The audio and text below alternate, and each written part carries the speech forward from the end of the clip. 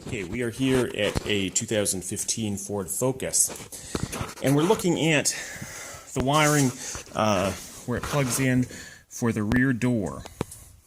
These connectors are a little different than we've seen elsewhere, but they have a dimple in the rubber.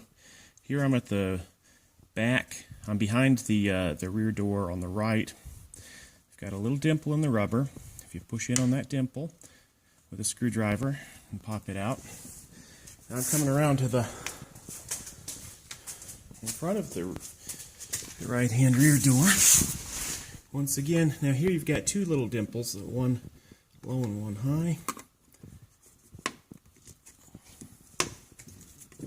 All right, now with that released on both sides, once we undo the hinge bolts and pull the door back, we'll be able to undo the plugs that are into this.